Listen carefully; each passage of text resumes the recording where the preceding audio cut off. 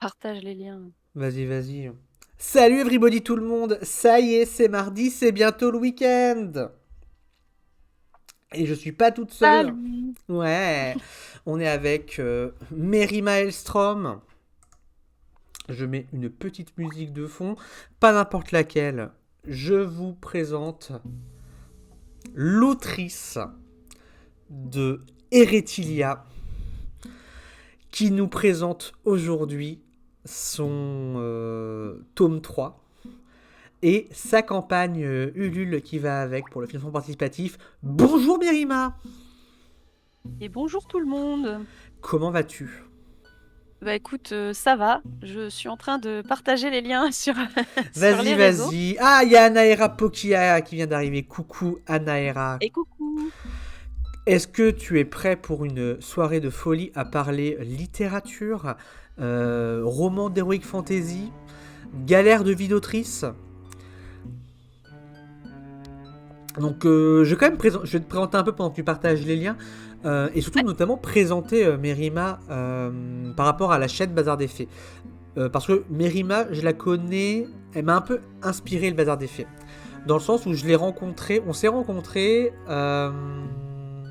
il y a un peu plus d'un an à une convention où moi je présentais déjà. mon prototype de jeu de société et toi tu avais un stand avec tes romans et tes nouvelles voilà, que tu présentais.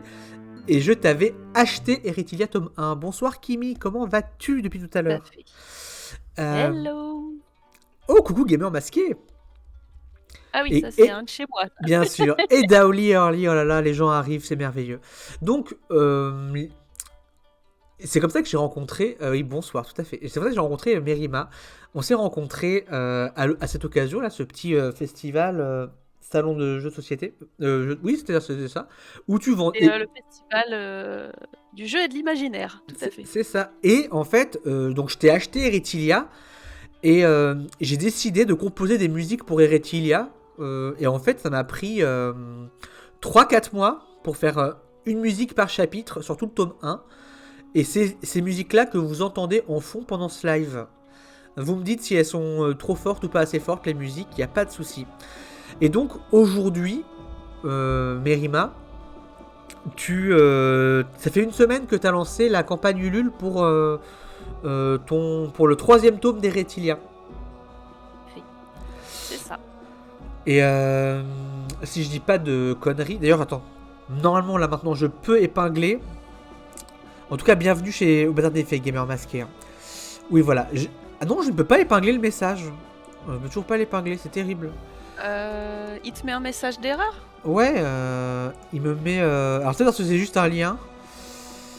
Non, moi je l'ai. C'est bon. Ah bah, Ah bon. un super mono. Une super mono qui l'a fait. C'est Anaera, mon super mono. Voilà. Donc voilà, merci Merci beaucoup. Anaera. Donc, coucou Mirabelle Auréa. Coucou Euh, Mira, chez moi aussi. Tout à fait. On va aujourd'hui parler de plein de trucs. On va commencer par te présenter. Donc, j'ai mis le lien sur le Ulule. Le Ulule. Donc là, on est à combien de pourcentage de réussite là, sur ce Ulule? Alors pour l'instant, on est à 79%. Je compte sur la. Et Ouais. très bien. Je compte sur la commu des petites fées pour faire grimper les chiffres pendant ce live. Parce que Mérima compte beaucoup pour moi. Comme je vous dis, elle m'a inspiré un peu le Bazar des Fées, puisque c'est après cette rencontre avec elle que j'ai commencé à faire les lives. Et Kimi, qui était déjà là à l'époque, on a fait un petit 85, c'est la fin de la soirée. Ouais, Mira, on va essayer de faire ça. On y croit. On y croit. Bonsoir, Fraise Acide. Et bonsoir. Et il se trouve que Mérima, après, on a fait du jeu de rôle ensemble. Et Oui. le mardi soir, normalement, sur la chaîne du Bazar des Fées, en général, on prend du temps pour faire de l'écriture sur le scénar du jeu de rôle Historia. Il faut savoir que Mérima est joueuse sur Historia. Vous pouvez d'ailleurs retrouver sur la chaîne du Bazar des Fées un morceau qui s'appelle Hornig. C'est le thème de son PJ dans Historia.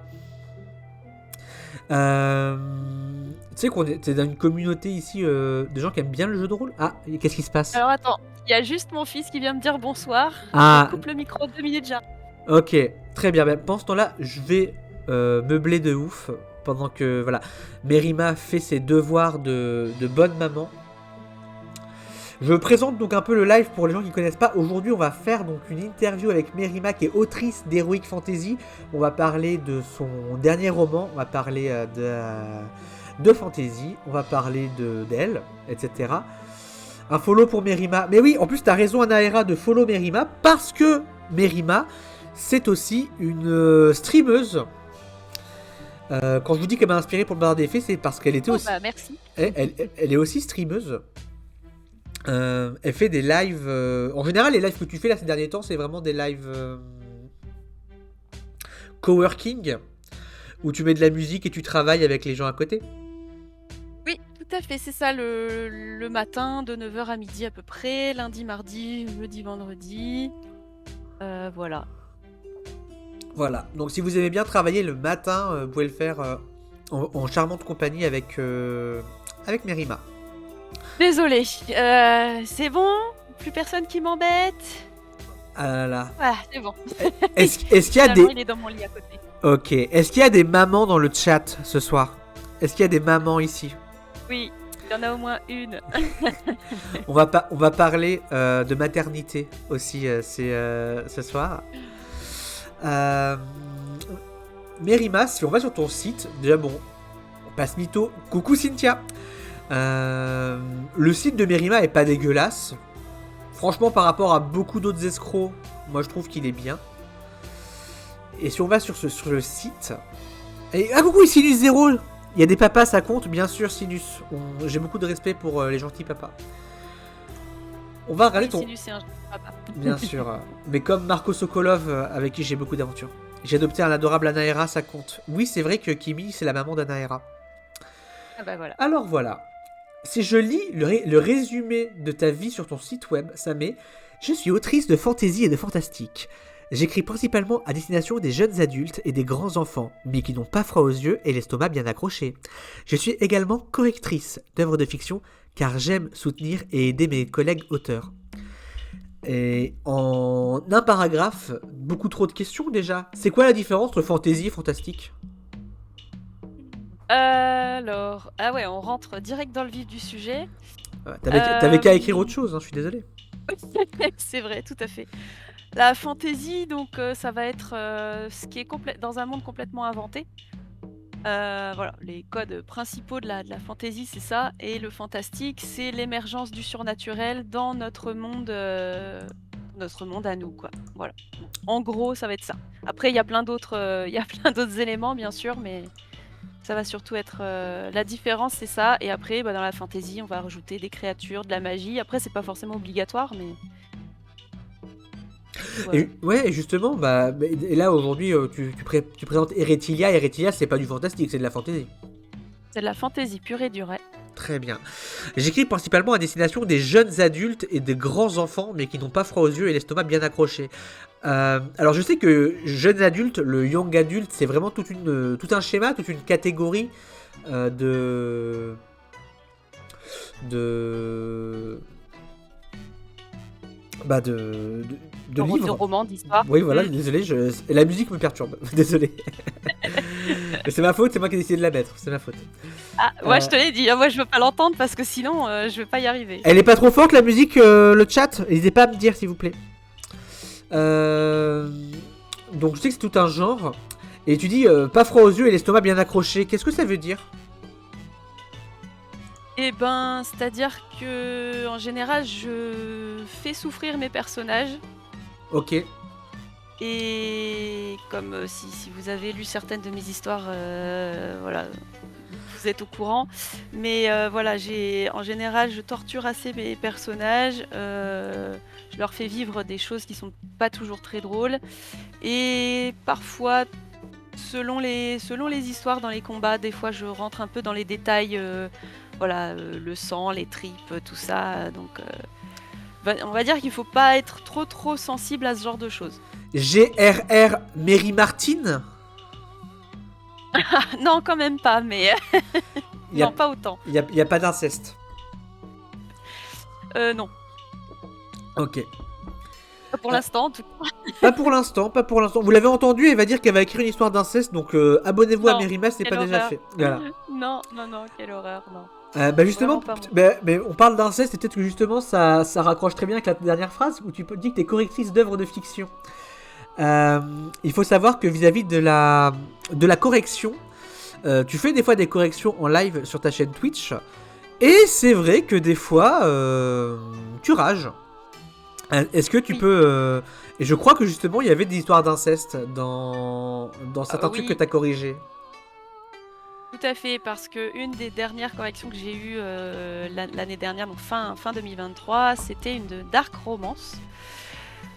Donc bien sûr, on est chacun libre de lire et d'aimer ce genre. C'est juste que moi, c'est ma limite. C'est le genre que je ne peux pas. Et l'autrice me l'a pas présenté comme une dark romance. Et le résumé n'était pas forcément très clair à ce niveau-là non plus. Donc je l'ai découvert à mes dépens en corrigeant. Et il se trouve que c'est une histoire d'inceste, enfin entre autres, mais c'est voilà, un des éléments de cette histoire, il y a de l'inceste entre deux frères et sœurs, enfin entre un frère et une sœur. Et ce serait juste l'histoire d'inceste, voilà, mais en fait il y a plein d'éléments, c'est très malaisant, c'est vraiment une histoire, enfin une correction qui m'a vraiment fait souffrir moralement parce que ça m'a donné envie de vomir à plein de moments.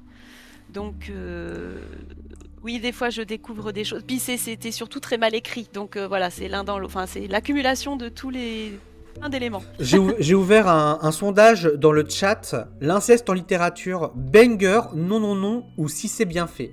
Les gens peuvent voter. Puis Voilà. après, on peut parler de tout, hein. C'est comme dans Eretilia, j'aborde pour un personnage une enfance difficile. Voilà, on peut aborder tous les sujets, c'est pas la question, mais c'est vraiment la façon dont c'est traité. Et dans la dark romance, malheureusement, très souvent, c'est traité de manière validiste et avec les fantasmes, etc. Alors, pour moi, le danger, justement, c'est c'est le genre de choses qu'il faut dénoncer, qu'il faut pas valider, quoi. C'est dangereux, l'inceste, c'est... Voilà. Donc, on peut aimer le lire, on peut faire des personnages qui en ont souffert ou qui en souffrent, etc. Mais pour moi, il faut que ce soit dans le but de le dénoncer Mm. et pas de le valider, quoi. Bah, si c'est Kimi dit le si c'est bien fait déjà ça ouvre un gros débat et je suis d'accord mais c'est vrai Oui, que j'avais pas de oui. meilleure façon de donner une troisième. Je sais qu'il y a des fois des gens qui ont pas des avis aussi tranchés sur les choses et qui préfèrent voilà vraiment qui sont capables d'ailleurs. On avait déjà parlé quand on s'est vu la dernière fois. Souvent je te disais est-ce que t'aimes bien tel truc tel truc tel truc et toi t'avais tendance à me dire ça dépend si c'est bien fait. C'est bon. Donc Ouais, tout à voilà, fait. mais moi je pense qu'il y a des sujets sur lesquels on peut pas imaginer que c'est bien fait, genre l'inceste typiquement. Euh, Après voilà, Bah, ça... sauf si, comme je dis, sauf si c'est vraiment pour décrire l'enfance ou, enfin, ou le passé d'un personnage, mais sous l'angle de la dénonciation. Parce Hmm, que là, oui, enfin, pour moi, ça peut coller. Même si ça peut être très dur à lire, et après, c'est chacun, hein. hmm. Mais ouais. C'est vrai que pareil, évidemment on parlait d'inceste, on parlait de Game of Thrones, c'est vrai que dans Game of Thrones souvent c'est quand même pointé comme un truc pas bien, mais euh, en mettant de l'empathie sur les gens qui le pratiquent quand même. Ouais. Pas en disant que c'est des bonnes personnes, mais en disant je comprends leur raisonnement. Voilà. Et d'où la question, est-ce que c'est bien fait ou pas? Quand tu vois ce qui s'est passé avec Lolita, bah en plus c'est marrant Kimi, tu parles de Lolita, faut savoir que Nabokov a écrit un bouquin sur l'inceste. Ada, qui parle de l'inceste entre un frère et une sœur. Et c'est pareil, gros roman d'amour. Perso, j'ai zéro empathie pour ces deux-là. Alors, il y a pas, tu penses peut-être à Jaime et Cersei, Mira, mais il y en a plein d'autres, hein, des incestes Oui, dans Game dans of Game of Thrones. Thrones. Tous les Targaryens, déjà, tous les Targaryens. Oui, déjà. Euh, voilà. On arrive à la fin du vote, hein, d'ailleurs, les gens, si vous voulez voter. Coucou, je viens juste d'arriver, je sais pas si la question a déjà été posée, mais du coup, dans ton taf de correctrice, tu refuses ou pas des textes à cause de leur registre, justement? Genre, tu aurais su que ça parlait d'inceste, tu aurais refusé. Question de Mélanie des Forges Auteurs. Coucou Mélanie, oui, c'est une qui vient de chez moi aussi. Je m'en doutais. Du coup, oui, alors en fait, je savais qu'il y avait une histoire d'inceste, mais je ne pensais pas que c'était traité sous cet angle-là. Si je l'avais su avant, oui, j'aurais refusé. Et maintenant, je le précise bien dans mon devis, dans mes conditions générales de vente, c'est bien précisé que je ne corrige pas d'érotique et de dark romance. En tout cas, les gens ont voté à 75% non, non, non Non. catégorique sur l'inceste. Alors, Donc, t'as une communauté qui est contre la dark romance. Ouais, bien sûr. Bienvenue au Bazar des Fées, au fait, les gens. Donc, moi, je suis la MJ de Merima. Hein. Et la Oui. compositrice, faut savoir, attention, alors, détail sur le tome 3 d'Eretilia, il est actuellement en financement participatif sur Ulule, et si on arrive à 275% de l'objectif initial, attention, vous allez débloquer 3 morceaux inédits du Bazar des Fées qui seront disponibles sur internet. Exactement. Des morceaux composés pour Eretilia, validés par l'autrice. Donc, voilà, vous savez ce qu'il reste à faire si vous voulez des morceaux du Bazar des Fées en plus. J'ai aussi une question, c'est uniquement du texte que tu corriges ou tu peux corriger du texte en bande dessinée, demande Daoli. Ah, je l'ai jamais fait. Je l'ai jamais fait en bande dessinée, mais ça doit être sympa. Tu ne fermes pas la porte. Bah, carrément pas, non? Eh bien voilà. Alors, je souhaite offrir à mes lecteurs et lectrices aventures et émotions au travers d'histoires inédites. Mes romans et nouvelles abordent des thèmes forts et variés comme la liberté ou le sacrifice, les discriminations ou le respect des autres, de soi, de toute forme de vie en général. Je tiens à développer des personnages atypiques et attachants pourvus d'une histoire, et il y a souvent des dragons. Euh... Bon, et ben, peut-être qu'on peut rentrer dans le vif du sujet à ce moment-là. Dans Eretilia, est-ce qu'il y a liberté, sacrifice, discrimination, respect et dragon? Je dirais que oui. Est-ce que tu peux nous parler un peu d'Eretilia, Mary Maelstrom? Alors, Eretilia, donc c'est une trilogie de fantasy épique. Le donc il y a un fil conducteur sur les 3 tomes tout au long de la trilogie qui va être l'histoire des dragons. Et chaque tome est indépendant dans le sens où il y a une grande différence. Enfin, il y a une grande. Entre chaque tome, il y a beaucoup de temps qui se passe. Il y a une vingtaine d'années à peu près.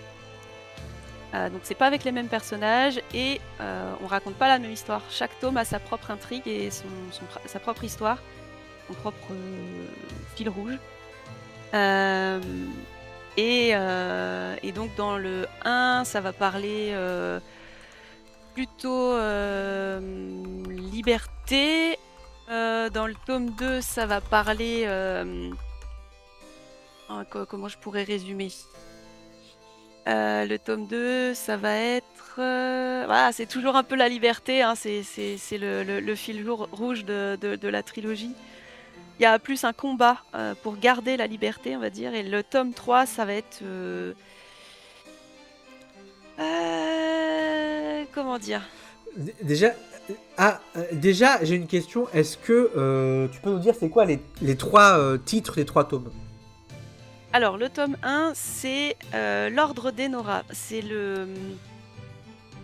une organisation des mages rebelles qui vont œuvrer pour la libération des mages esclaves, puisque dans le tome 1, les mages sont réduits en esclavage.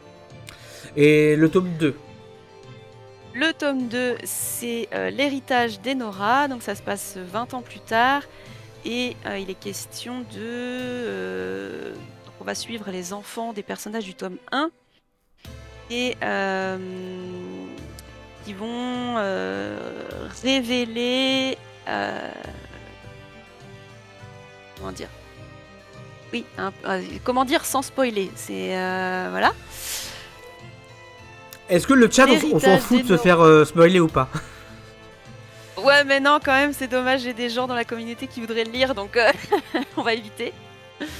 Mais... Moi, je l'ai pas encore lu le tome 2, mais je l'ai. C'est en lien avec la déesse et avec la déesse créatrice et avec la magie. Donc on va en apprendre plus sur cet aspect-là et du coup les pouvoirs de certains personnages. Vous pouvez encore voter dans le chat pour votre avis sur les dragons. N'hésitez pas à voter pour le deuxième Paul. Euh, en tout cas, et donc oui, bah d'ailleurs toi c'est quoi ton rapport aux dragons? Alors j'ai fait un sondage dans le chat où les dragons c'est surfait, c'est essentiel, c'est cool, osef ou si c'est bien fait. Toi tu voterais pour quoi toi Mérima? J'ai voté pour, c'est essentiel. Voilà, voilà, voilà. Il y a quand même des fois où t'es pas juste dans l'optique du faut que ce soit bien fait pour que j'aime. Non, des fois tu Oui, dis mais là, on est en plein dedans, hein. voilà, voilà. Il faut des dragons. Oui, bah Euh, pour moi, oui, mais après, je peux lire de la fantasy où il n'y a pas de dragon et ça marche aussi. et bah, est-ce que t'as un dragon préféré en fantasy? Le dragon de feu, en général. Oui, non mais je veux dire un dragon en particulier, genre Et un, Falcor. euh, bah, le mien, Ouais, dans Eresilia. bah je m'en doute. Et C'est bien. non, j'aime bien Saphira dans Eragon. J'aime S- beaucoup d'ailleurs. Smog. Oui, Smaug, évidemment. Draco dans Cœur de Dragon, Ok, qui pendant des années a été vraiment un gros coup de cœur dragonesque. ok, ok. D'ailleurs, mes dragons s'inspirent beaucoup de Draco, hein, dans Cœur de Dragon. Et bah, la liberté, le sacrifice, discrimination, respect, dragon. Ça fait très foot de rue. Amitié, respect, foot de rue. Hein. Alors, je me suis aussi donné pour objectif de lutter contre le sexisme, dont souffre souvent la littérature et notamment la fantasy, en préférant des personnages féminins avec un vrai rôle et non sexualisés. Et elles ne sont pas là juste pour faire joli. Ça, je sais que ça va parler à la commune du bazar des fées. Parce que nous, on a l'habitude de lire du Platon sur cette chaîne et que du coup, c'est compliqué Platon avec les femmes, on va pas se mentir. Alors, là pour le coup, je peux parler en tant que lectrice d'Eretilia. J'ai lu le tome 1 d'Eretilia et c'est vrai qu'il y a pas mal de personnages féminins au centre de l'intrigue. Euh, Est-ce que tu peux nous parler un peu des personnages féminins d'Eretilia? Et en même temps, j'ai une autre question à te poser qui est importante. Je pense que pour les fans, pour les gens du Bazar des Fées qui connaissent pas ton travail, est-ce qu'on peut lire le tome 2 ou le tome 3 d'Eretilia sans avoir lu les premiers? Je pense que... Alors, c'était l'objectif de base, mais durant l'écriture, bah, il s'est révélé que, comme je parle d'une même famille, des personnages qui sont les enfants du tome précédent, etc., c'est difficile de pas lire les précédents parce que le lore est très développé et très complexe. Et historiquement, on est sur la même timeline, même si on met une vingtaine d'années entre chaque. C'est difficile de lire le 3 sans avoir lu le 1 ou le 2 parce que je parle de certains événements. Si on n'a pas lu les précédents, c'est pas qu'on est complètement perdu, mais il y a certaines choses où je pense qu'on va moins comprendre l'enjeu en fait. Donc je pense qu'il faut quand même lire la trilogie complète. Coucou Laura. Après, on peut lire le 1, on peut s'arrêter au 1 sans problème, sans avoir ce sentiment de frustration de se dire l'histoire est pas finie. Parce qu'à la Oui, fin du tome 1, l'intrigue du tome 1 est clôturée. Même oui. s'il y a toujours des petites questions qui restent en suspens, mais Je confirme. le principal, voilà. Voilà. Et moi j'ai lu le tome 1 et je confirme qu'effectivement à la fin du tome 1, on se dit pas merde, il faut absolument que je lise le tome 2. Ouais, Mais voilà, moi j'ai pas encore lu le tome 2, donc peut-être que si je le lis, je me dirais, j'aurais un meilleur avis sur la question. Est-ce qu'on peut lire le tome 2 sans avoir lu le 1? À l'heure actuelle, j'ai pas d'idée. voilà. En tout cas, c'est vrai que, voilà, comme je dis, beaucoup de personnages féminins. Euh, est-ce que tu peux nous parler un petit peu peut-être des personnages féminins? Euh, Dans le tome 1, alors dans le tome 1, il y a évidemment Siobhan qui est le L'héroïne. personnage Ouais. principal, mais oui, voilà, bah après ils sont voilà, plus ou moins tous les quatre, enfin il y en a surtout deux voilà, principaux, mais c'est la première magistère, donc c'est la chef de l'ordre d'Enora. Elle a 36 ans au début du tome. du tome 1 et c'est une pyromancienne. Donc elle a un vrai rôle, effectivement. On la voit pas juste par son prisme de genre, on la voit par son rôle en tant qu'élémentaliste. Après, j'ai envie de dire, ça, c'est peut-être pas à toi, l'autrice, de le dire, c'est peut-être aux lectrices de se faire leur avis sur la question. Oui, mais après, c'est comme ça que moi je l'ai construite. Alors après, chacun, effectivement, va avoir sa propre version, mais moi je l'ai construite de cette façon-là. Elle est présentée de cette façon-là dans les résumés ou dans les différentes présentations que je fais. C'est la note d'intention.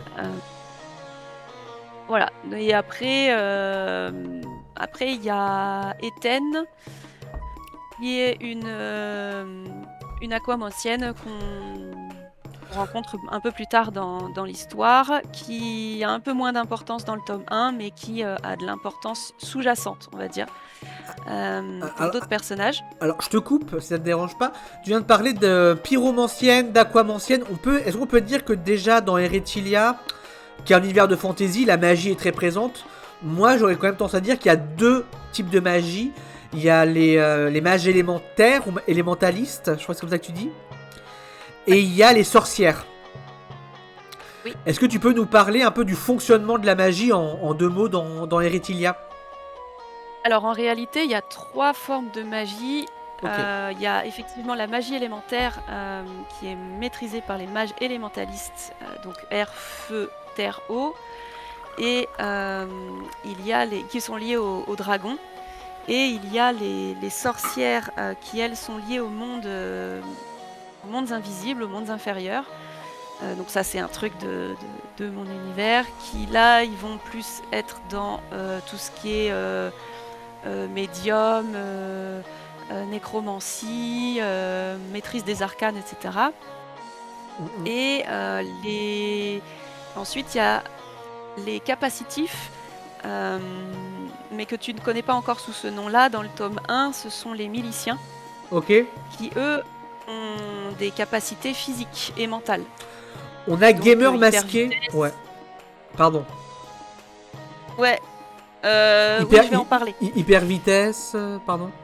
Hyper vitesse, télépathie et autres contrôles mental et aptitudes physiques.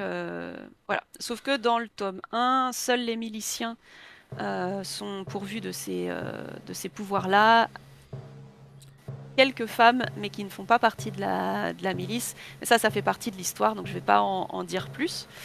On sait que la magie élémentaire est liée au dragon et donc à la déesse Enora. On sait que... Enfin, on ne sait pas d'où viennent les sorcières, mais on sait que c'est apparu plus ou moins à la même époque. Et on ignore complètement d'où vient la magie de capacité dont sont pourvus les miliciens. Mais voilà, ce sont les 3 formes de magie présentes dans la saga Eretilia. C'est pas mal d'avoir comme explication. On sait pas d'où ça vient, c'est pratique, je trouve. Bah moi je sais, moi j'ai les infos, mais c'est pas important pour l'intrigue, donc ça sert à rien de balancer des informations qui ne servent pas à l'intrigue, en fait. Bien sûr, et puis de toute façon on n'est pas là pour tout avoir comme élément, on est là pour donner un peu le goût d'Eretilia aux gens qui connaissent pas et qui vont acheter le livre. On a donc Gamer Masqué qui dit: peut-on avoir quelques infos sur les antagonistes de la saga? Personnellement, histoire de coupler avec ce que dit Gamer Masqué, tu viens de nous présenter quelques personnages féminins, et encore il y en a plein d'autres, les gens du tome 1. J'aurais envie de dire, est-ce que tu peux nous présenter succinctement les antagonistes dans le tome 1, héros et antagonistes dans le tome 2, et héros et antagonistes dans le tome 3, s'il te plaît, Mérima? Alors, dans le tome 1, les antagonistes, il y en a effectivement plusieurs. Alors, d'une part, ça va être le système, le système géopolitique, enfin le système sociétal, on va dire, de l'esclavagisme des mages. Ça, c'est un premier antagoniste. Le deuxième, le plus évident, c'est l'empereur, qui est, entre guillemets, le grand méchant de l'histoire, même s'il ne se définit pas de cette manière-là, parce que ce serait beaucoup trop simple.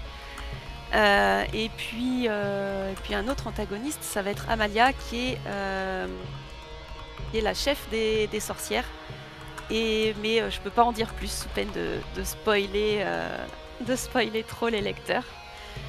Mais j'ai construit mes antagonistes, enfin, j'ai essayé de faire en sorte qu'ils soient pas tout noirs, et par rapport à des héros qui seraient tout blancs, j'ai essayé de mettre un peu de nuance, ce qui est pas évident pour moi parce que je suis pas la meilleure autrice pour les antagonistes nuancés, on va dire. Mais j'y travaille. Troisième. Dans le tome.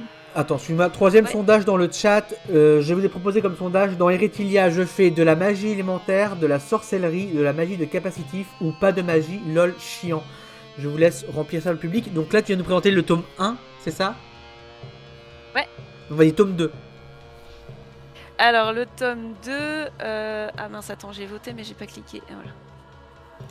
Le tome 2... Alors, héros, c'est... héros et héroïne, c'est Nolan et Alma, qui sont les enfants des héros du tome 1, mais j'en dirai pas plus. Ouais. Et le méchant Qui ont chacun... Et l'antagoniste du tome 2, ça va être un personnage qu'on voit dans le tome 1. Ça va être les renégats conduits par Alder Mézim, qui est le frère de l'empereur. Ah, ok, d'accord. Il est dans le tome 2, incroyable. Parce que moi je le Voilà. connais, puisque j'ai lu le tome 1. Et donc, le tome 3, celui qui nous intéresse, qui sont les héros et qui sont les antagonistes? Alors, le tome 3, l'héroïne principale, c'est Solveig. C'est l'enfant de Nolan et Alma, mais j'en dirai pas plus encore une fois. Et puis, on a aussi Thorgal, qui est son meilleur ami. Voilà, ils sont à l'école à l'académie de magie universelle, qui apparaît à la fin du tome 1. Je précise, je suis désolé de t'avoir coupé la parole 2-3 fois, mais c'est que je vois qu'il est déjà une demi-heure. Non, mais je vois qu'il est déjà une demi-heure et je sais que toi t'aimes bien parler de ton taf et c'est super, mais je me méfie qu'on n'ait pas le temps de tout aborder. Oui. Voilà, c'est pour ça peut-être que des fois je bourre un peu. Ah, ça se tire la bourre d'ailleurs dans le chat. Vous avez encore une petite minute pour voter, hein, si vous voulez voter pour votre magie préférée. Ouais, c'est serré. C'est serré. Et l'antagoniste dans le tome 3, oui. C'est un barbare venu d'un pays lointain. C'est tout ce que je peux dire pour ne pas spoiler. C'est toujours des mecs, hein. Non, bah non, dans le tome 1, il y a une femme. Je sais, j'ai lu le tome 1, mais je remarque que c'est quand même souvent des mecs. C'est pour ça que je dis que je suis pas la meilleure pour construire des antagonistes nuancés. Donc j'y travaille. Ça veut dire quoi? Ça veut dire que les meufs sont trop nuancées pour être des antagonistes? Non, c'est que je ne sais pas faire des antagonistes nuancés, justement. C'est moi qui ne sais pas faire. Oui, non, mais c'est pas ce que j'ai dit. J'ai dit, mais tu pourrais faire un antagoniste meuf pas nuancé. Oui, tout à fait. Voilà. Mais c'est moi qui ne suis pas capable de le faire. Ok, d'accord. Est-ce que c'est parce que... Mais est-ce que tu crois que c'est parce que toi, dans ta tête, une femme, un personnage féminin est toujours nuancé? Inconsciemment, c'est possible, ouais.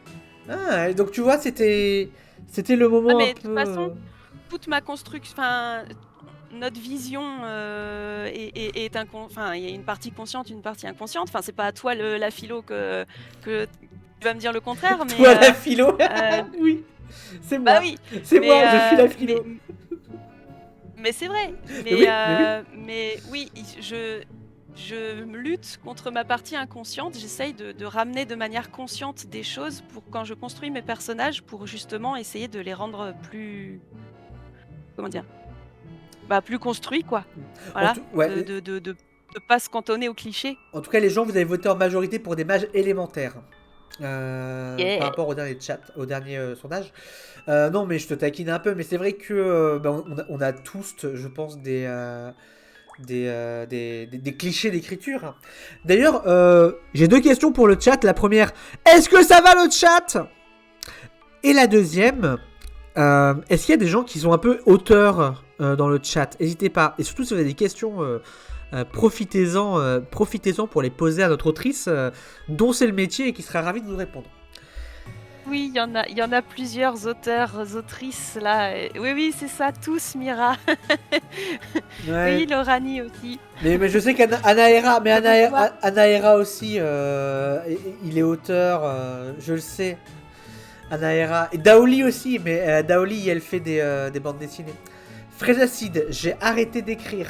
Est-ce que tu as envie d'en dire plus ou pas spécialement? Et à la rigueur, est-ce que tu veux nous dire ce que tu écrivais avant? Ça m'intéresse. Je continue de lire ta présentation. Pour ce qui concerne les univers et les ambiances, mes écrits sont influencés par mes lectures et le cinéma. Bilbo le Hobbit ou le Seigneur des Anneaux par exemple. Vous trouverez également peut-être des ressemblances avec Eragon, Harry Potter ou les Chevaliers d'Émeraude, qui me servent également d'exemple à ne pas suivre concernant les personnages féminins, nous sommes bien d'accord. Je suis aussi une grande fan de la légende arthurienne. Il est donc possible que mes guerriers respectent un code à la manière du code de chevalerie du Moyen-Âge. Alors, ça a beaucoup de choses à dire.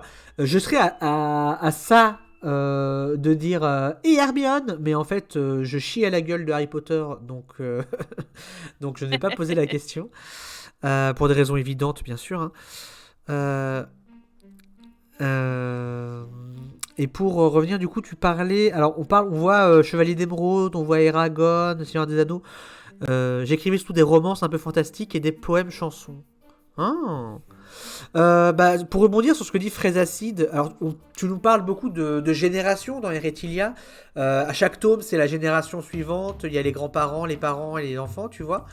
Est-ce que tu dirais que dans Eretilia, il y a de la romance? Alors, il y a des histoires, effectivement, entre certains personnages, oui. Il n'est pas construit comme une romance, par contre. L'histoire ne tourne pas autour de ces histoires-là. Les romances sont périphériques dans l'histoire. Oui, c'est ça. C'est parce qu'il y a forcément des liens entre certains personnages et que, comme dans la vie, ça arrive, ça arrive aussi dans mes romans. Frézacide, si jamais tu veux écrire des textes de chansons mis en musique, je compose des musiques pour tes chansons tous les jours, sache-le. D'ailleurs, les gens qui débarquent, je pense notamment aux gens de la communauté de Mérima, si vous aimez bien la musique, sachez que les musiques composées ont toutes été composées sur cette chaîne en live. Au Bazar des Fées, je compose des musiques d'ambiance de JDR sur ma chaîne. Voilà, vous pouvez retrouver tout ça. Donc si vous aimez bien les musiques, n'hésitez pas à vous abonner. Et bien sûr, soutenez Mérima. Je rappelle que toutes les musiques qu'on entend depuis tout à l'heure sont des musiques qui ont été composées pour le roman tome 1 de Mérima, Eretilia, tome 1 de Mérima Hellstrom. Est-ce qu'il y a des romances entre dragons, demande Mélanie. Alors justement, j'étais en train de lui répondre. Je peux difficilement répondre à cette question sans spoiler. Il n'y en a pas dans le tome 1 et le tome 2. Ok. Pour revenir sur le livre Frézacide, bien sûr, tout ce qui te plaira, t'inquiète. Alors, j'aime beaucoup aussi les dystopies à la Hunger Games qui m'inspirent pour de futurs récits de science-fiction. Ça, on met ça de côté puisque c'est pas... avec plaisir, Fraise. Puisque c'est pas le sujet du jour, mais voilà, si vous aimez la science-fiction, abonnez-vous à Mérima. J'ai toujours plusieurs projets sur le feu qui m'appellent, tels les sirènes de l'Odyssée d'Homère. Mais je m'oblige à aller jusqu'au bout de ce que j'entreprends. Vous pourrez retrouver l'avancement et l'évolution de ces projets en cours sur ma page Auteureux sur Facebook et Instagram. Tu vois, je t'ai dit, il faut que je la remette à jour cette bio. Ça fait trop longtemps que je l'ai pas. Bah tu vois, c'est bien comme ça on découvre. Maintenant tu dirais autrice. Ouais, mais moi aussi. Hein. Je m'en suis rendu compte, ça, c'est quand j'étais prof, je montrais à mes élèves, j'avais mis auteureux, et en fait, les élèves, je me suis rendu compte que autrice, ça se voyait beaucoup mieux, en fait. Donc, etc. Et on termine. Team auteur ou auteurice, pourquoi demande Frézacide. Moi, ma réponse, Frézacide, pour revenir sur la question, autrice, et Mérima aussi, je sais pas si c'est pour la même raison que moi, mais pour moi, c'est autrice. Parce que principalement parce que ça se voit et ça s'entend plus. Quand tu veux appuyer la différence, elle se voit plus comme ça. Voilà, c'est mon point de vue. Tu voulais dire un truc, je crois. Alors, Mirabelle a une question. J'ai une question. Est-ce que tu serais tenté par d'autres genres que la fantasy et le fantastique? La science-fiction, on vient de le dire déjà. Voilà, tout à fait. Après, alors le polar, c'est pas du tout mon truc. J'aime bien en lire, mais en écrire, je suis pas du tout prête. L'historique? Ça dépend à quoi tu penses. Bah, l'historique, ouais, pourquoi pas, mais j'ai peur de la somme de recherche que ça demande en fait, pour vraiment pas raconter. Mélanie, elle y tient à sa dragon romance. Mais c'est tout un genre, hein, c'est tout un genre, je pense, hein, la Dragon Romance. Je, Moi- je note l'idée, tu sais que ça va me donner des idées, hein. Mélanie, sache que tu es sur une chaîne très furry friendly. Donc Mélanie, si tu aimes bien les animaux, les chouettes et les hiboux, euh, eh bien, abonne-toi au Bazar des Fées, parce que on est très furry ici. Histo, dystopie, urban fantasy, demande Mirabelle. Bah tu vois, on vient d'en parler un peu. Ouais, bah dystopie, oui, c'est prévu. Urban fantasy, c'est en cours puisque j'ai ma nouvelle histoire de vampire là, sur laquelle on échange déjà sur le Discord de Tatanexua. Et historique, j'aimerais bien, mais ça me fait peur. Voilà. En gros, ça va être surtout ça. En tout cas, je peux vous dire aussi un truc dans les romances. Donc voilà, dans les romans de Merima, il y a de la romance, mais c'est périphérique. Et parmi les romances, ça arrive qu'il y en ait qui soient pas hétérosexuels. Ouais. Encore une fois, on en parlait tout à l'heure, c'est pas ton cheval de bataille, mais tu admets qu'il y ait des romances homo, lesbiennes, pan, etc. Disons que je suis pas militante puisque je suis pas dans le genre dans le sens où je suis pas concernée puisque je suis cisgenre et hétérosexuelle, mais c'est l'inclusivité, oui, je sais plus comment on dit, c'est important de nos jours et c'est quelque chose qui me tient à cœur. Donc c'est pour ça que de plus en plus dans mes histoires, j'essaye d'avoir des personnages qui ont des profils variés, que ce soit en termes de genre, en termes d'origine ethnique ou en termes d'orientation sexuelle ou de préférence, quoi. Frézacide demande que penser de l'écriture inclusive dans un roman et comment faire comment faire pour rester accessible à tous et rester inclusive. Le genre neutre. L'écriture inclusive avec les points médians en roman, dans un roman, c'est juste impossible à lire. Enfin, c'est mon avis personnel, hein, voilà, c'est purement personnel. Pour moi, c'est hors de question. Par contre... Est-ce que tu penses que c'est une question d'habitude? Non, alors pour les dyslexiques, c'est juste une horreur à lire, donc ce sera pas possible. Mais même moi, ça me sort de la lecture. Pour un texte autre que roman, oui. Mais pour un roman, non. Ok. Par contre, le genre neutre, le plus possible, oui. Le genre neutre. Ouais, mais justement, par exemple, si tu utilises des pronoms neutres pour des personnages dans un roman, est-ce que t'es pas obligé de passer par du point médian ou des choses de ce style-là? Ou alors faut écrire de manière totalement épicène? Oui, voilà, c'est ça. Quand je dis le genre neutre, ça va être surtout des mots dans le... Des mots épicènes. Dans la mesure du possible, voilà, c'est ça. Ou alors mettre le masculin et le féminin. Parce que malheureusement, c'est pas toujours possible de trouver le terme épicène. Mais par exemple, de marquer des guerrières et des guerriers. Moi, c'est ce que je fais souvent. Bon, en tout cas, toi, ta réponse, elle est assez catégorique sur l'écriture inclusive en roman. Pour le point médian, oui. Ouais, en tout cas. Le point médian, j'ai énormément de mal à le lire, effectivement, en dehors d'un texte en roman, dit Loran. Et Gamer Masqué, est-ce qu'il y aura un tome 4 après le tome 3? Non. Voilà, c'est une trilogie. Ah non, mais il le sait en plus. Hein, par contre, il a pris ces petites questions pour m'embêter. Par contre, on peut dire qu'il y a un hors-série sur l'univers d'Eretilia. Alors, il y a une nouvelle préquelle qui se passe 20 ans avant le tome 1, qui est l'adolescence de Siobhan. Et il est prévu un roman préquel qui se passera au moment de la Grande Guerre, à peu près 1000 ans avant le tome 1. Est-ce que ça vous met pas l'eau à la bouche, le chat? Il n'est pas pour tout de suite. Hein. Très bien. En tout cas, Frézacide, j'espère que ça a répondu à ta question. Et que... voilà. Est-ce qu'il y aura une deuxième trilogie comme Star Wars? On n'est pas à l'abri que, peut-être, potentiellement, un jour. C'est pas en programme tout de suite. Une prélogie, peut-être. Sur l'enfance de l'empereur, par exemple. Non, aucun intérêt. Mais D'accord. sur une autre période, oui, Ok. c'est possible. Comme tout protagoniste, j'ai aussi mes antagonistes, notamment Madame Procrastination et Monsieur Syndrome de l'imposteur, mais je me soigne et je me forme. Je déteste rester sur mes acquis et je me remets en question en permanence, car il me semble qu'il n'y a que comme cela qu'un être humain évolue. D'ailleurs, cette remise en question est également un élément présent chez la plupart de mes personnages, et ce qui leur permet d'aller de l'avant dans mes récits. Ça va mieux à ce niveau-là, niveau syndrome de l'imposteur? Ça commence. Ça commence à aller mieux? Mais j'ai toujours besoin de la validation de mes pairs, voilà, pour savoir si je fais pas trop de la daube et si ce que j'écris c'est potable et présentable à un potentiel lectorat, effectivement. Combien est-ce que Mais tu as de bêta lectrices? ça dépend. Ça dépend des textes. Euh, pour le tome 1, j'en avais 4 ou 5, je crois. Pour le tome 2, 2 ou 3. Pour le tome 3, j'en ai eu 2. Ok. Et ben en tout cas voilà, c'était la présentation. Le chat, j'ai une question. Est-ce que vous trouvez que niveau présentation de Mérima ça va? Est-ce que vous avez des questions de plus à lui poser? Moi, à titre personnel, je sais pas si j'aurais beaucoup d'autres questions à te poser. En tout cas concernant ta vie d'autrice. Moi je te connais un peu dans ta vie en dehors de ça.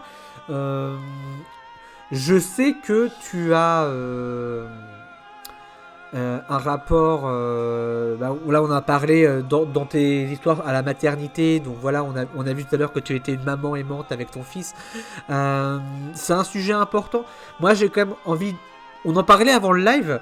C'est vrai que tu as un parcours assez particulier quand même.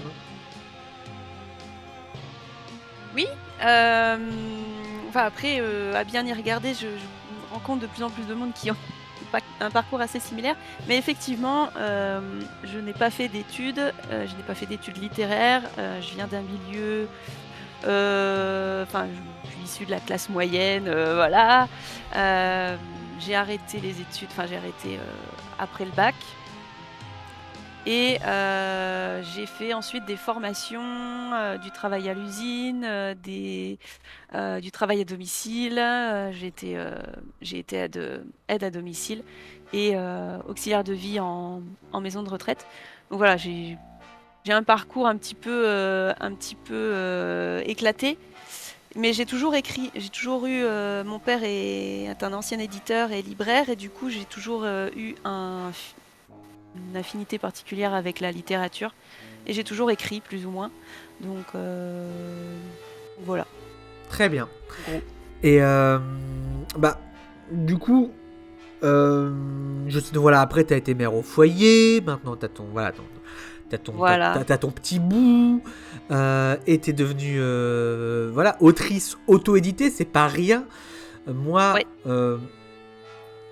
ma question, ce serait comment ça a été quoi ton déclencheur pour assumer d'être autrice autrice correctrice, on va dire à temps plein entre guillemets, vraiment en tant que profession? C'est ma première question. Et ma deuxième question, c'est comment t'as eu l'idée d'Eretilia? Alors, attends, non, tu vas pas devant la caméra, par contre, s'il te plaît. Merci. J'ai le fiston, ça y est, qui commence à. Bref. Terrible, Rappelle-moi ta terrible. première question. Oui, non, mais les enfants. Ma première question, c'est comment pourquoi t'as fait ta profession de foi dans la littérature en tant que correctrice et autrice. Enfin, t'as décidé que ça serait ta profession. Comment ça s'est fait ça? Je sais pas tellement, ça s'est venu tout seul, petit à petit, en fonction de. Je sais pas, des rencontres, des textes que j'écrivais. Comme je disais, mon père est issu du milieu, donc j'ai toujours eu un pied dedans. Je pense que ça a toujours été là de manière inconsciente. Et et voilà, c'est venu tout naturellement. Je pense que j'ai toujours eu envie d'écrire sans jamais vouloir vraiment l'assumer à une époque. Et puis, je me suis mis à écrire de plus en plus sur les forums à l'époque. Et j'ai voulu écrire mes propres histoires et tout naturellement, j'en suis venue à l'édition, quoi. Nouveau sondage. Quand j'écris, je bois du café, du thé, une infu, de l'eau ou de l'alcool. Voilà, les gens pouvaient voter dans le chat. Et du coup, l'autre question, c'est Eretilia, c'était venu comment ? Alors, Retilia, c'est venu suite à au départ, j'avais créé un forum roleplay Ah. qui s'appelait Lindorm. Et voilà, dans lequel on incarnait un personnage humain lié par le sang à un dragon qui nous choisissait. Et on entrait dans une école de magie voilà, pour apprendre à maîtriser nos pouvoirs et le lien avec le dragon, pour ensuite partir en guerre contre des dragonniers ennemis. Et très en fait, très petit à Eragon, petit, très Eragon. Oui, très Eragon. Et petit à petit, l'idée d'Eretilia a émergé, qui était très différente au départ. J'avais juste 5 peuples. Il n'y avait pas forcément de dragons, il n'y avait pas forcément de magie. Mais voilà, ça s'est développé, comme ça petit à petit, quoi. Très bien. Et c'était en 2013-2014. Et tu parles du roleplay. C'est peut-être, voilà, comme je disais en tout début de live, moi je suis ta MJ, on fait du jeu de rôle ensemble. Est-ce que tu peux juste en 2 mots nous dire ton rapport au jeu de rôle ? Le jeu de rôle, je l'ai découvert assez tard. En fait, j'ai découvert le jeu de rôle par forum. Enfin, je connaissais le jeu de rôle sur table, mais juste comme ça de nom. J'avais jamais joué. Donc j'ai commencé à jouer par forum. Donc en 2006 à peu près, 2007 peut-être. Et petit à petit, j'ai rencontré mes partenaires de jeu sur forum qui faisaient eux et elles du jeu sur table. Et petit à petit, voilà, j'en ai fait un petit peu avec elles. Et puis voilà, j'en ai fait de plus. Enfin, j'en ai pas fait pas tant que ça finalement. Le plus que j'ai fait, c'est avec toi et notre groupe l'année dernière, enfin depuis l'année dernière, quoi. Et ça t'a drôlement plu. Vous avez encore un peu de temps pour voter pour dire ce que vous buvez pendant que vous écrivez, les amis. D'ailleurs, j'ai une question dans le chat. Alors, il y a une question dans le chat, Mélanie qui demande comptes-tu un jour écrire un roman de space opéra qui mettrait en avant des crevettes colonisatrices qui domineraient le monde ? Et moi, j'ai une question pour le chat, notamment pour les Merimzouz du chat. Est-ce qu'il y a des rôlistes parmi vous ? Alors, je vois qu'il y a Gamer Masqué qui a laissé une question au-dessus par rapport à ma routine d'écriture. Oui, c'est vrai. Bon, les gens boivent du thé. Moi, je bois des infus, mais ok. Les gens boivent du thé. Oui, tiens, j'ai pas répondu, mais je suis thé également. Mais Très pas bien. pendant que j'écris. Et pendant que tu écris, tu bois quoi ? Rien du tout. Rien du tout. Tu te déshydrates je te demande totalement. Juste 2 petites minutes, j'ai mon fils qui fait une petite crise à côté, j'en ai pour 30 secondes. Eh bien, vas-y, je te laisse gérer la crise de ton fils. Pendant ce temps-là, moi, je vais gérer le chat. Le chat, vous êtes un peu comme mes enfants, en fait, le chat. Comment ça... Je suis pas rôliste, mais j'aimerais bien. Mais comment ça va, les Merimzouz qui découvrent le bazar des fées ? Vous aimez bien ? Est-ce que vous passez un bon live ? Et les petites fées qui découvrent Mérima, ça va ?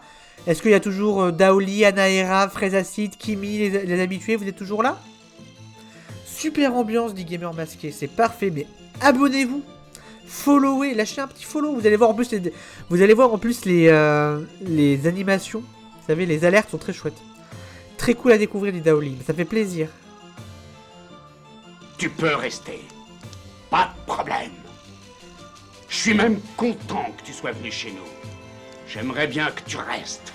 Je vous avais dit qu'elles étaient sympas, les alertes. Merci Gamer Masqué pour le follow. En tout cas, moi, normalement le mardi, je fais de l'écriture justement pour le JDR que je fais avec Mérima. C'est plutôt ça que je fais en live le mardi soir. On va manger des chips d'Imira, peut-être, si vous êtes sage. En tout cas, je suis contente de vous voir sur ce live. Peut-être que les Merimzouz, vous découvrez pas vraiment. Peut-être que vous découvrez pas trop Merima, vous connaissez déjà tout ça. Hein. Peut-être que c'est des redites. Mais en tout cas, pour les gens de mon chat, je pense que c'est tout à fait nouveau. Te voilà plongé dans la pénombre. Que se passe-t-il ? Oui, je suis désolée, c'est que mon fils à côté voudrait m'embêter sur le live et comme je lui dis non, eh bien il se met à pleurer. Oh non. Voilà. Donc comme il veut pas aller se coucher, je lui ai proposé d'éteindre la lumière et d'allumer juste ma lampe de chevet, comme ça il y a un peu moins de lumière. Je sais pas si tu l'entends derrière. Je ne l'entends pas parce que ton micro, Non, ça va alors. voilà, ton micro identifie bien, mais Filtre bien. oui voilà. Mais est-ce que toi ça va ? Est-ce que tu peux continuer cette interview ? Oui, bien sûr, il a 8 ans, il a pas 3 ans, hein, il est capable tout à fait Très bien, de gérer ça, il y a pas de souci. Au pire, il y a ma mère si très bien, très bien. besoin. Ok, très bien. Donc, je disais pour ma routine d'écriture, Oui, tu la procrastination. Alors, plus maintenant parce que justement, j'ai plus qu'une routine d'écriture, c'est une habitude. Enfin, c'est une routine d'écriture si on veut. C'est que j'ai mon rythme qui est rentré dans mon emploi du temps. J'écris tous les matins sur mon live coworking sur ma chaîne. Et du coup, ça m'empêche de procrastiner parce que bah, voilà, c'est le moment que j'ai d'attribuer pour l'écriture. Donc je reste pas à bâiller aux corneilles pendant 3 heures. Même si des fois c'est plus difficile de me concentrer selon les jours, les situations. coucou saumon sacré. Hello, coucou. Oui, sais-tu Merima que Saumon Sacré et moi nous avons fait un actual play sur ma chaîne et, Yes, super. et que Saumon a joué à Historia chapitre 0. Te rappelles-tu le début de notre aventure ? Le tutoriel, tout ça ? Ouais, Et carrément. vous êtes le premier groupe à l'avoir testé, hein. Je vous le dis, voilà. Et sachez, mes chers amis, que voilà, le live Actual Play est disponible, bien sûr, avec Saumon Sacré. D'ailleurs, Saumon Sacré joue une alchimiste, Merima. Sache-le. Ok, très bien. Voilà. J'espère que peut-être que Merima Je me renseigne. peut-être que Merima va se faire un perso d'alchimiste. Donc voilà. En tout cas, ça vous donne une idée de... Voilà. On a quand même parlé de pas mal de choses. Bah, de toute façon, pourquoi développer ta vie de famille quand elle vient à nous en plein pendant le live, j'ai envie de dire. Oui, voilà, bah voilà, c'est ça.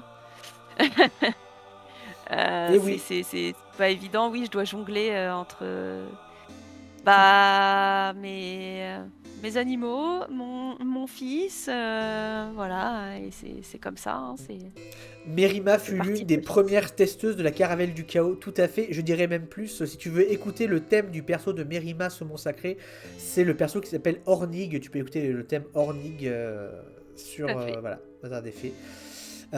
Et du coup, je vais devoir composer un nouveau thème puisque Ornig quitte la partie. Un nouveau personnage va arriver. Ah là là là là là, que de choses. Mais là, on parle de JDR, on ne parle pas d'Eretilia tome 3. Eretilia tome 3, donc bah, en gros, si je récapitule tout ce qu'on a dit, on peut s'attendre à des questions sur la liberté, sur peut-être pas la tradition, mais on va dire l'héritage, le maintien de la mémoire, des questions comme ça. On peut s'attendre à des dragons. Oui. Un peu au début. D'accord. Un peu plus dans le tome 3. Très bien, très bien. C'est les enfants d'Enora, Salmo. Les enfants d'Enora, le tome 3, oui, tout à fait. C'est bien ça. Alors là, vous voyez, je pars sur Babelio. Si vous êtes sur Babelio, Merima Elstrom a sa petite page. Il y a toutes ces critiques-là. Surtout, regardez un petit peu. On a la sorcière au fond des bois, le prix de la liberté, le diable de Noël, Eretilia tome 1. Mon colloque des gars de dragon va devoir l'acheter. Et oui, tout à fait. Je lis par exemple ce qu'a dit Yumiko le 9 janvier 2023. Je suis vraiment fan du style de l'autrice. Aussi, j'étais contente de pouvoir vraiment entrer au cœur de cette série après avoir lu la préquelle qui n'était qu'un tout petit amuse-bouche. Elle nous permettait de faire la connaissance de Shoban et de déjà un peu effleurer les bases de l'univers que nous découvrons davantage dans ce premier tome. Tome qui nous plonge réellement dans ce récit et dans les événements qui touchent de plein fouet ce monde si particulier. Shoban a bien grandi et elle a pris un rôle important en étant à la tête de l'Ordre d'Enora, culte qui est banni du continent. Alors que le dernier dragon se meurt, elle décide de se rendre auprès de l'empereur sur ce fameux continent pour changer le statut des mages et que l'esclavage cesse. Mais le chemin qu'elle emprunte est semé d'embûches et ce voyage va s'avérer bien plus périlleux que prévu. Heureusement pour elle, elle va être bien accompagnée durant son périple et elle va rencontrer de vrais amis sur la route. Avec eux, nous allons en apprendre plus sur cet univers et son fonctionnement. C'est passionnant de le découvrir petit à petit car il est très original et sait nous surprendre à bien des moments. Il faut dire que l'autrice l'a bien développé et qu'elle a pensé à tout, le rendant très crédible à nos yeux. Le fil rouge quant à lui est passionnant et palpitant, l'action est bien présente et le rythme est soutenu, de quoi emporter le lecteur d'un chapitre à un autre et de lui donner envie d'en apprendre toujours. D'autant plus que nous nous attachons vraiment aux personnages au fil des pages, que nous avons envie de les aider, de les soutenir dans ce monde où tout déraille. Celui que j'ai particulièrement adoré, c'est le dragon. Même s'il n'est pas très présent dans ce tome, il dégage une sagesse et un charisme incroyable à chaque apparition. J'en suis totalement fan. Après tout ce qui se passe dans ce premier tome, je me demande quelle surprise l'autrice nous réserve encore et ce qui va se passer par la suite. En bref, ce premier tome nous emporte dans un univers passionnant, aux côtés de personnages touchants, et que nous poursuivons avec grand plaisir. Vivement la suite. Alors, qu'est-ce que tu penses de cette review? C'est très enthousiaste. Oui, mais Yumiko, c'est une de mes lectrices régulières, il me semble. Mais ouais, c'est une chronique qui fait bien plaisir. Ça vous a donné envie de l'acheter? Je ne sais pas ce que toi t'en penses, mais en tant que lectrice, du coup, mais ouais. Moi, quand je vois les commentaires de lectrices sur la fanfic que je coécris, ça fait toujours plaisir qu'on voit des gens enthousiastes, bien sûr. Ouais, c'est clair. Des fois, il y a aussi des gens qui répondent à mes commandes de musique, qui sont très contents, ça fait très plaisir, bien sûr. Saumon sacré, est-ce que ça t'a donné envie de lire et d'acheter ce livre? Eh bien voilà, vous avez une idée de ce qu'en pensent les lectrices. Regardons un peu ce qu'on dit sur le tome 2. J'aimerais bien l'acquérir, dit Daoli. Eh bien, Daoli, si tu veux acquérir le tome 1 d'Eretilia de Merima Elstrom, comment doit faire Daoli, Merima? Sur la campagne Ulule du tome 3, il est possible d'acheter uniquement le tome 1 ou le tome 2. Et ben voilà, Daoli, voilà. Tu as ta réponse. Et combien coûte ce tome 1? 18 €. Et Sandrine Alibo sur le tome 2. Oula, c'est une grosse review, donc j'ai la flemme. Prenons une plus courte de Alice Boukaddict sur le tome 2. J'ai adoré le premier livre et la plume de l'autrice. Ce deuxième tome est tout aussi prenant que son prédécesseur. On retrouve les personnages 20 ans plus tard avec des enfants et l'on suit principalement ceux-là. Alma et Nolan suivent bien leurs parents. Ils sont forts avec de grands pouvoirs. On suit plein de groupes différents. Ils avancent dans leur mission jusqu'au final explosif. J'ai vraiment aimé les différentes situations. L'aventure dans le désert, les amitiés entre les personnages, les nouvelles créatures, le scorpion est génial! Et l'évolution d'Alma et Nolan. Certaines situations sont prévisibles, mais je ne m'attendais pas à certains traits. Certains personnages ne sont pas plus présents dans ce tome, mais j'espère en retrouver une dans le tome 3. Surtout avec cette fin qui laisse une belle porte ouverte. L'ennemi est très bien caché avec des renforts qui nous donneront une bataille intéressante. J'ai hâte d'en découvrir davantage sur Enora, les dragons et la magie. Non mais je peux pas payer sur internet, il y a moyen de l'avoir autrement. Ah, Daoli ne peut pas payer sur internet, comment faire? C'est ce que je viens de répondre, ça va être compliqué parce que sauf si t'es en Normandie, mais il me semble que si tu peux pas payer sur internet. Il me semble que Daoli est en Normandie. Ah bah si t'es en Normandie, on peut faire un... Et coucou Essantix, comment vas-tu Essantix, mon modo, mon gars sûr. Et coucou. Alors Daoli est normand. On en discutera. Il y a moyen de se faire une rencontre et toi alors des exemplaires à la maison. Toi t'es dans le Calvados, hein, c'est ça? Tout à fait. Tout à fait. On est dans le Calvados ici Daoli, donc si le Calvados t'est accessible ou pas mal et vous-même, Essantix ça va très bien. Essantix, toi tu es passionné de fantasy, tu es passionné de création d'univers et je crois même que tu es passionné d'écriture. Tu es en présence de Merima. En plus, toi, tu aimes bien le jeu de rôle, Essantix. Merima est une joueuse de jeu de rôle. Elle joue avec moi à Historia. c'est voilà, c'est une personnalité très impressionnante, n'est-ce pas? Et on était en train d'en savoir plus sur Eretilia, sur l'Heroic Fantasy. Donc si tu as des questions essentielles sur en quoi ça consiste d'être autrice d'Heroic Fantasy, la création d'univers, comment tu as créé l'histoire, la géographie d'Eretilia, etc. Toutes ces questions vont être ouvertes. Moi maintenant j'ai une question qui vient du Discord du Bazar des Fées. 2 questions qui ont été posées par Lorelei qui demande comment ça se présente d'être autrice fantasy en France et qu'est-ce que ça implique sur le plan éditorial.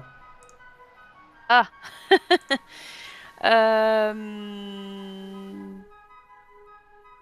Qu'est-ce que ça implique? Alors, être autrice auto-éditée en France, autrice de fantasy en France. Moi, j'ai jamais eu vraiment de.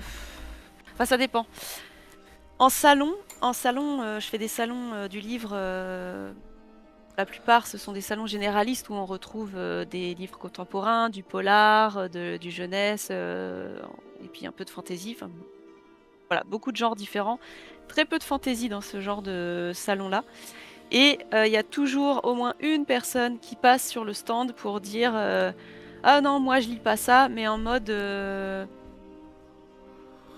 avec un discours un peu condescendant, quoi. Donc il y a une espèce de vision élitiste de la littérature blanche contre la littérature de l'imaginaire, ce qui est très dommage d'ailleurs. Mais moi je suis beaucoup sur internet surtout, donc je m'occupe pas tellement des dramas qui pullulent sur les réseaux sociaux et je suis pas tellement confrontée à un univers toxique. Voilà. Mais ça c'est moi. Je sais que j'ai des collègues qui sont confrontés à des choses bien plus désagréables. Et après, qu'est-ce que ça implique au niveau éditorial? Moi, je suis auto-éditée, donc j'ai pas les problématiques de maison d'édition. La difficulté pour moi, c'est de créer une communauté, de développer une communauté et d'arriver à trouver mon lectorat. Et en tant qu'auto-édité, on a toutes les casquettes. Donc, community manager, marketing, enfin voilà, un peu tout. Et voilà. En gros, ça va surtout être ça. On est toujours à 79% plein sur le Ulule, je suis choqué, pardon. Il y a plein de choses à dire. Hein. Oui, ça va grimper petit à petit, c'est pas grave. Oui, cela dit, en une semaine, comme je disais, on est à 79%, donc on peut quand même le dire, t'as une communauté soudée.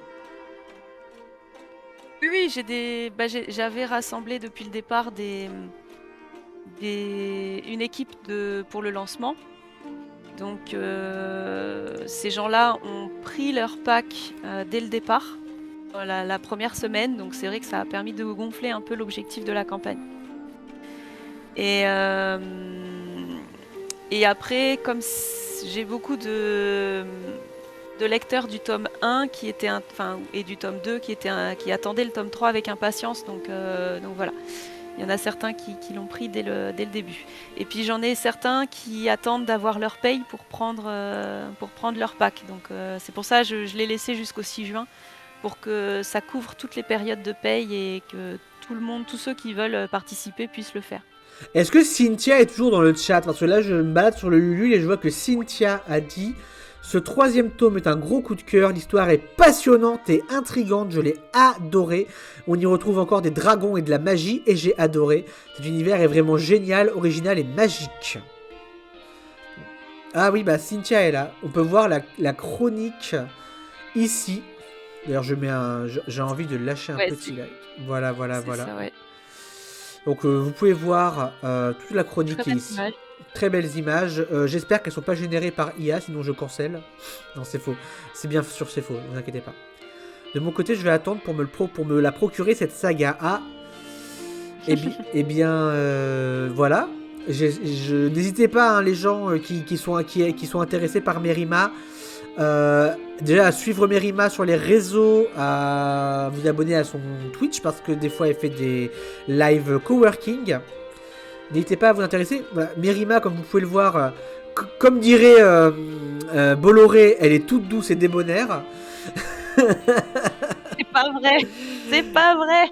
Malheureusement, pour cette personne élitiste, la fantaisie est de la paralittérature. Et bien justement, puisqu'on parle de fantaisie, écoutez, puisqu'on parle de fantaisie, j'ai avec moi un site anglais, 21 Popular Fantasy Trope for Writer. Et j'aimerais bien qu'on passe en revue avec Mérima ces tropes en posant plusieurs questions. La question c'est 1. Est-ce qu'il y en a dans Eretilia? Et 2. De manière générale, ce trope, qu'est-ce que t'en penses? Est-ce que tu es d'accord? Ouais, carrément.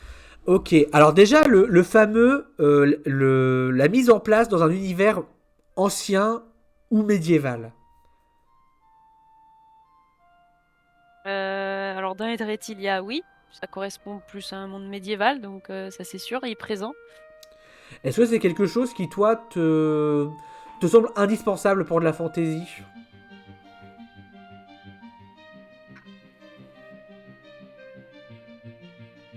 Indispensable. Bah, c'est vrai que moi, j'aime beaucoup ce qu'on appelle voilà, la medfan. Alors moi, j'aime beaucoup. Est-ce que c'est indispensable? Je sais pas. Non, mais, Mais j'allais dire, ma chère amie, parle en ton nom. Pose tes grosses burnes sur la table. Vas-y. Vas-y, on n'est pas là pour parler objectivement. Assume ta subjectivité. Est-ce que pour toi, la fantaisie, c'est plus cool quand il y a des châteaux, quand il y a des seigneurs, quand il y a des titres, quand il y a de la... carrément. Est-ce que tu kiffes la féodalité? Oui. Ok, même la féodalité, elle kiffe. Alors que... C'est une bonne chose, mais ouais, j'aime lire quand c'est dans cette ambiance-là, oui. Ok, d'accord. Frézacide nous dit: j'admire les autrices, mais mon trouble d'attention ne me permet pas de lire correctement. Bah déjà, on t'aime, Frézacide. On t'envoie plein d'amour, on t'aime, vraiment. En plus, Mérima m'a même dit, personnellement, elle m'a dit: Frézacide, elle est comme ça. Elle est merveilleuse. C'est la meilleure fraise de l'univers. Voilà. Elle m'a littéralement dit ça, écoutez. Et donc, toi, t'as pas un tips pour les gens qui ont des petits troubles de l'attention pour la lecture? Non, pas tellement. Là, je suis pas la plus concernée par ce problème-là. Donc non, je vais pas... Est-ce que Frézacide, moi j'ai une question pour Frézacide, est-ce que Frézacide, ça t'arrive de lire, d'écouter en livre audio? Et toi, d'ailleurs, t'as un avis sur les livres audio, Mérima? J'aime pas. Ok. Enfin, j'aime pas. Pour moi, hein, je trouve ça très très cool, mais je n'arrive pas... C'est-à-dire que je peux pas me concentrer sur une lecture ou un texte qui est lu, un roman, une histoire qui est lue ou racontée, si je suis pas en train de la lire ou de la regarder. L'écouter seulement, je peux pas parce qu'il faut que mon regard ou mes mains soient occupées à quelque chose. Donc, quand je lis, mes mains sont occupées à tenir le bouquin. Et quand je regarde un film ou quoi, les yeux sont dessus, mais je suis concentrée dessus. Un audio, je peux pas faire autre chose à côté, en fait. Enfin, Ouais. je sais pas comment font les gens. donc toi, pour le coup, t'as le problème de l'attention aussi à ce moment-là, quoi. Ouais, sur l'audio, ouais. Saumon Sacré pose une question intéressante. Enfin, c'est pas une question, mais c'est une remarque intéressante et que je pense que ça vaudrait le coup que tu t'apportes une réponse, en tout cas. Ah, Frédacide écoute beaucoup de livres audio, donc peut-être que Eretilia en mode livre audio... Un jour, peut-être. Voilà, je lirai Eretilia. Voilà, je m'engage. Saumon Sacré dit: pour ma part, j'ai souvent essayé d'écrire, mais quand c'est dans des mondes imaginaires, j'ai toujours peur d'assommer mes lectrices avec les termes et les règles de mon monde, surtout avec l'arrivée des personnages et leur rôle dans la société et l'entourage des héros.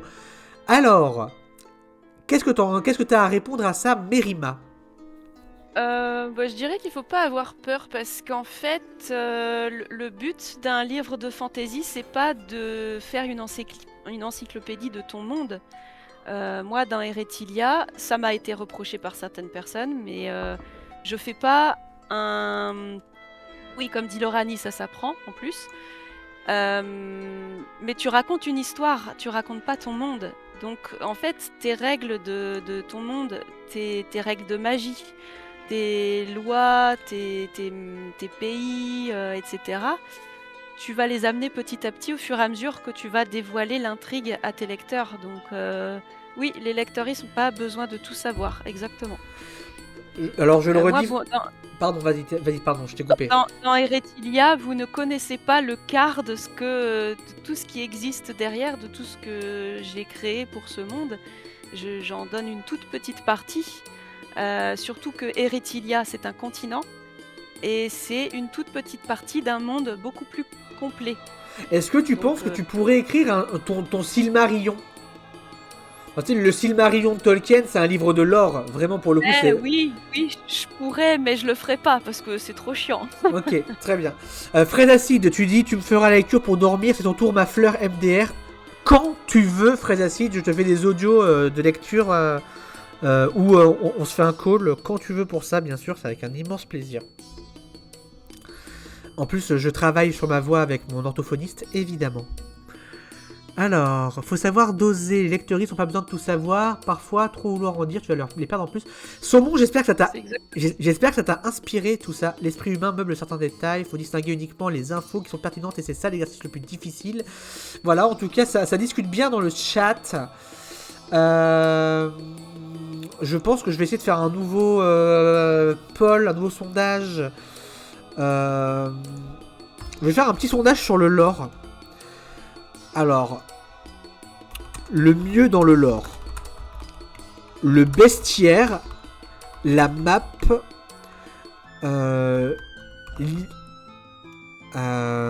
l'histoire du monde, la géopolitique et la bouffe. Voilà, c'est quoi le mieux dans le lore? Vous avez 3 minutes pour répondre. C'est quoi les meilleurs éléments de lore? Ah, attendez, ça s'est pas lancé? Si, ça s'est lancé? Toi, tu l'as? Ouais. Tiens, marrant, ça s'affiche pas chez moi. Attendez. Bah, je l'ai. Toi, tu es là. Bah, attends, si toi, tu l'as. Pourquoi je peux pas Qu'est-ce qu'il y a? Le 79 me démangeait trop. Merci, Lorani. Le 69. C'est pas 79. 79. Hein? On est à 80. Ah, bravo, merci Laurane. Oui, ok, d'accord. C'est un poll pour les gens qui ont lu le livre ou en général les meilleurs éléments à présenter. C'est pour en général les Santix. Mais par contre, j'arrive pas à voir mon poll. Ah, voilà, c'est bon, je le vois. Ok, c'est bon. Oula, puis ça, c'est le peuple est divisé. Ok, très bien. Moi, je continue ce que je faisais. Est-ce que t'es prête pour un deuxième trope? Vas-y. Les tavernes. Oui, obligé. Les tavernes, pour ça, c'est obligé. Ouais, ok. Pour ça, c'est un grand oui. Avec la bière, avec les jeux de cartes, avec la musique, voilà. Est-ce que y en a dans Eretilia? Oui, il y en a dans Eretilia. Ok. Troisième trope, le bien contre le mal. Oui, mais... Non, oui. Ah, toi, t'aimes bien quand c'est tranché, quoi. Ouais, alors... disons que j'aime bien quand on parle de lutte des bons contre des méchants, enfin de camps adverses, on va dire. C'est pas la même chose. Ouais, c'est ça. Non, mais c'est parce que c'est pour ça le oui, mais... disons que de plus en plus, je préfère la nuance maintenant. C'est quoi être bon, c'est quoi être méchant, tu vois, c'est... Voilà. Parce que moi, c'est vrai que je suis vraiment dans une grosse période... Pardon, je t'ai coupé? Tu veux dire un truc? Non, vas-y. C'est vrai que moi, je reviens beaucoup là en ce moment, puisque je suis vraiment dans ma période Game of Thrones. Je travaille sur un scénar dans le JDR Game of Thrones. Et que du coup, je vais remettre la série. C'est vrai que même si t'as un peu envie de dire les Stark c'est les gentils, les Lannister c'est les méchants... c'est compliqué quoi. Ah oui. Ouais, mais c'est compliqué. Mais c'est vrai que il y a des moi personnellement, il y a des c'est pas une question où je serais si tranché que ça. Il y a des univers qui l'assument et qui le font très bien. Je pense notamment à Rouge Muraille dont je suis très fan. Red Wall. Ouais, Red Wall, Rouge Muraille, c'est très essentialiste, c'est très manichéen mais ça marche très bien. Parce que tout l'intérêt passe par autre chose, quoi. Donc, ouais. Et là, il vous reste quelques secondes pour voter. C'est fini, c'est la bouffe qui triomphe. C'est la bouffe qui triomphe. La bouffe compte plus que le bestiaire et l'histoire du monde. Voilà, vous le savez. Si vous voulez écrire de la fantasy, décrivez les plats, en fait. D'ailleurs, Ça. d'ailleurs, Mérima, tu confirmes que souvent dans le JDR, bah d'ailleurs, vous qui avez vu la partie en actual play, on a quand même accordé beaucoup d'importance aux poissons pêchés pendant l'actual play. Quel poisson, voilà.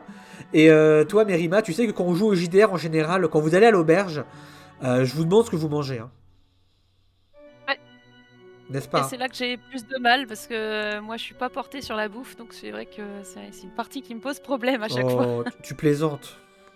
Je suis les autres. C'est- Voilà, à part la pizza. Voilà, la pizza au burger. Voilà, Ça, tout à fait. ça, c'est Mérima, c'est. C'est. Oh purée. Tu sais à quoi ça fait penser la pizza? On parle de pizza et de dragon, ça me fait penser à. Je sais pas si tu as vu les épisodes de South Park où ils parodient Game of Thrones. Et il y a.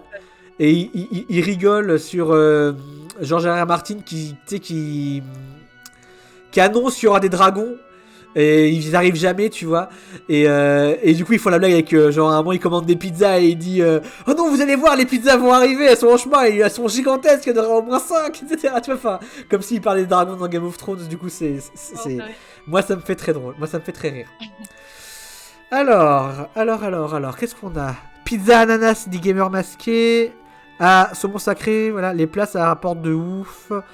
Et son tic, c'est pas juste les plats, mais les trucs de tous les jours. Ouais, voilà. En tout cas, la bouffe, dit Frézacide, elle kiffe la bouffe. Dans mon univers, il n'y a pas de gentil, pas de méchant, dit Loran. Chacun ses raisons. Eh bien, Loran, est-ce qu'un jour tu irais te faire interviewer par le Bazar des Faits, par exemple, pour nous parler de ça? Décrire une Quand bonne. elle aura publié son roman. Et ouais, décrire une bonne situation géopolitique fait une belle histoire. Voilà, très bien. Bah écoute, on va avancer. Là, deux tropes, le méchant sorcier, la méchante sorcière, ou le bon sorcier ou la bonne sorcière. Est-ce que c'est des tropes que tu aimes bien? Est-ce qu'il y en a dans la Rétilia? Oui. Alors oui, j'aime bien. Attends, je réponds juste à Lorani. Très bien.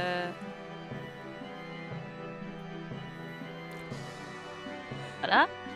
Pas trop fort que la musique, les gens, ça va? Le sorcier, la sorcière. Dans quel sens? Parce que ouais, il y a des sorcières dans Eretilia, mais Bah, je sais pas, genre, je dirais la méchante sorcière de l'Ouest ou Gandalf, tu vois.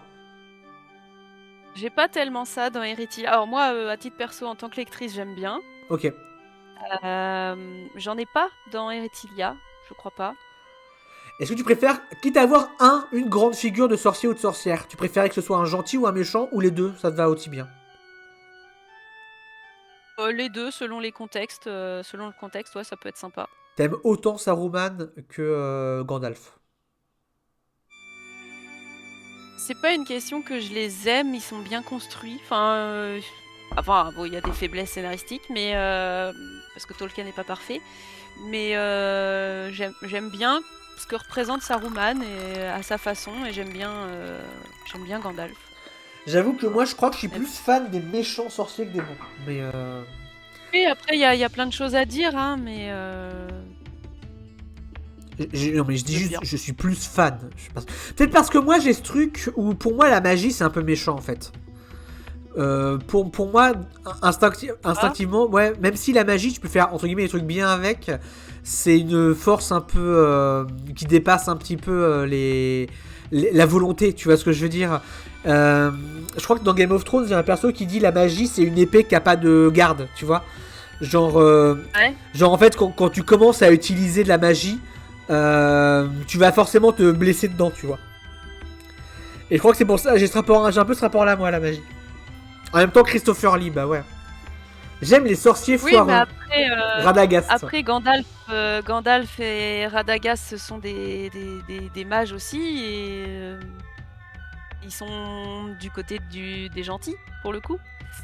Ouais, bien sûr. Euh, Mais moi, je dis juste que moi, je trouve que c'est bien d'avoir des. Enfin, moi, j'aime bien le sorcier qui te rappelle que la magie, entre de mauvaises mains, c'est genre méga dangereux. Ah oui, voilà, oui, En oui, fait, ça, on est c'est ça, d'accord. c'est ça, tu vois, c'est aussi ça de manière générale. Pour moi, magie, magie égale pouvoir, et du coup, pouvoir égale. Et pour moi, pouvoir égale méchant, en fait. C'est mon côté anarchiste, En fait, tu vois, c'est mon côté anarchiste qui parle. C'est un des messages véhiculés dans Eretilia, tome 1, d'ailleurs. qu'on retrouve à plusieurs autres moments dans le tome 2 et le tome 3. Mais il y a un moment donné, c'est vraiment ça. On a réduit les mages en esclavage parce que la magie, c'est dangereux. Et sauf qu'en fait, on se rend compte que c'est pas si simple. C'est qu'un outil et ça dépend ce qu'on en fait, quoi. D'accord.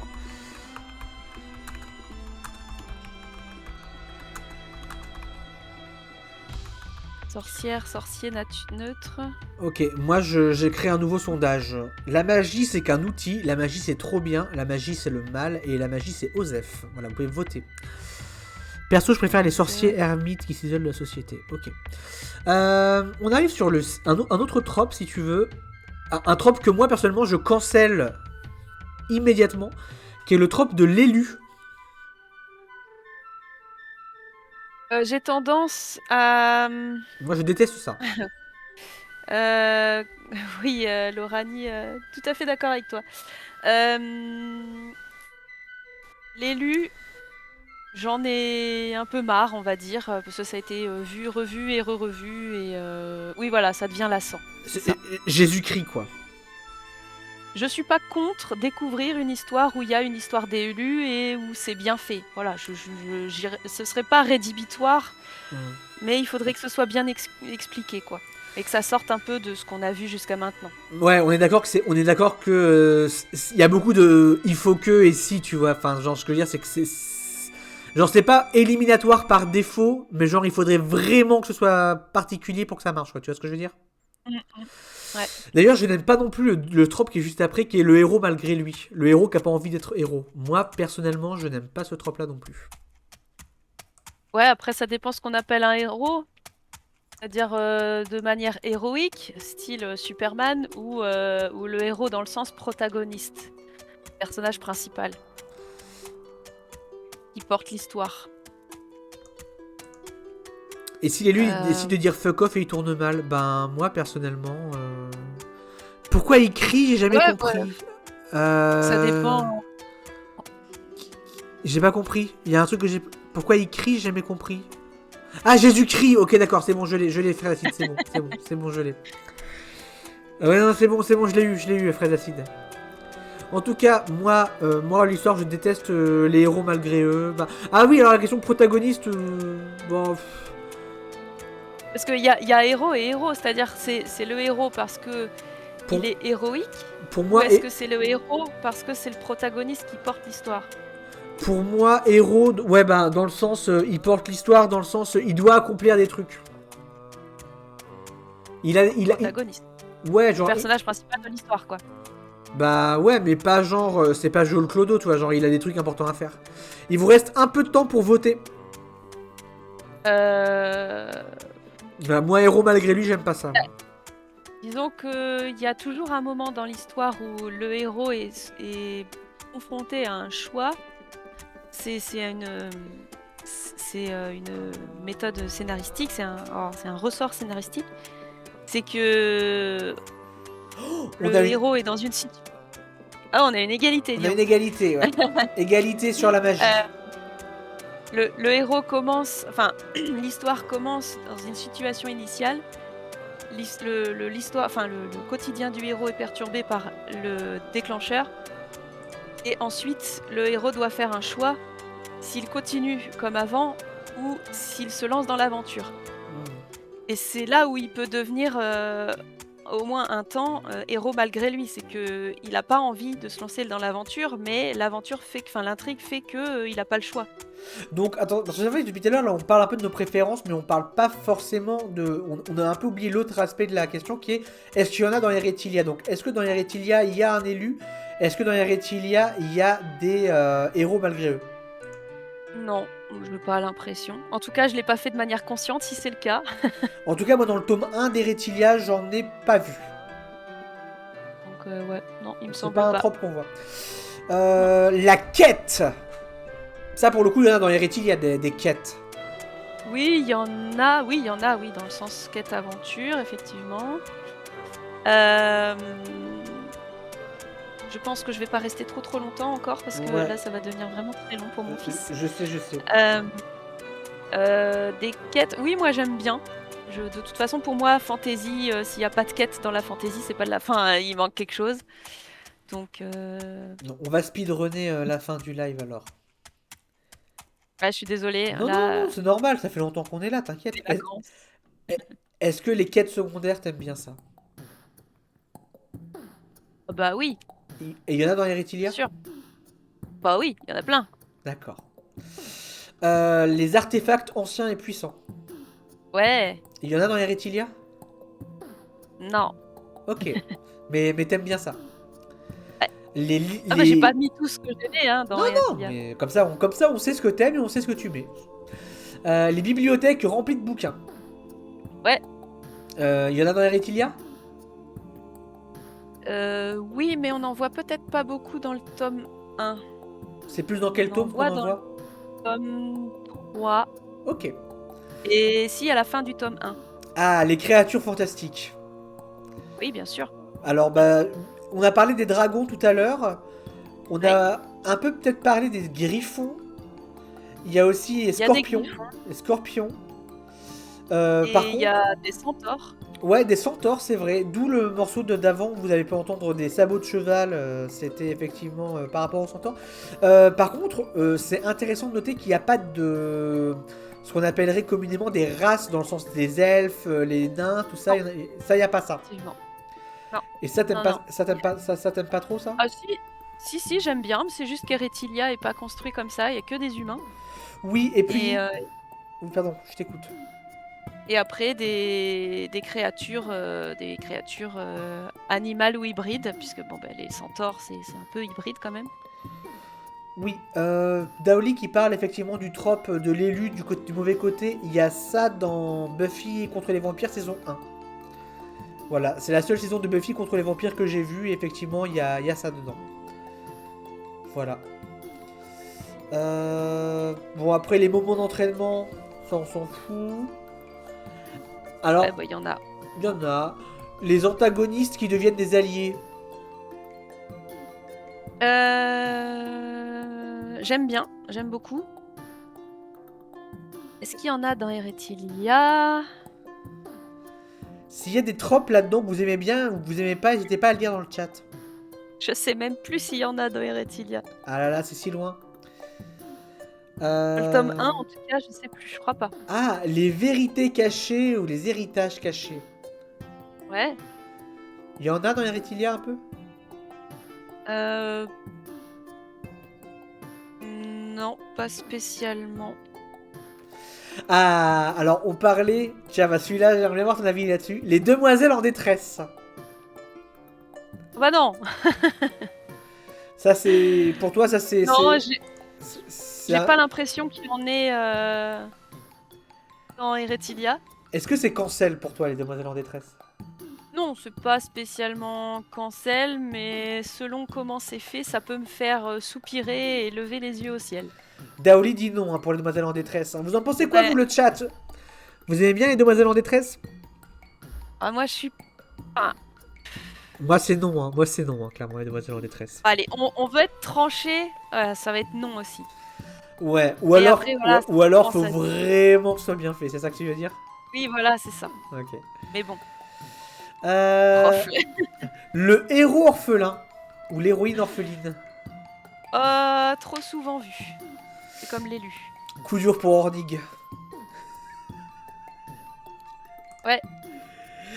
D'ailleurs, est-ce que t'as créé un personnage qui s'appelle Hornig, du coup, dans Eretilia? Encore. Non, effectivement, ce sera dans une autre histoire. D'accord, très bien, très bien. On arrive à la fin, t'inquiète. Hein. Les Marissous, les Garissous. Non. Très bien. Enfin, les meilleurs de tous les temps, genre le plus puissant sorcier, le plus puissant guerrier, tout ça. Est-ce qu'il y a ça?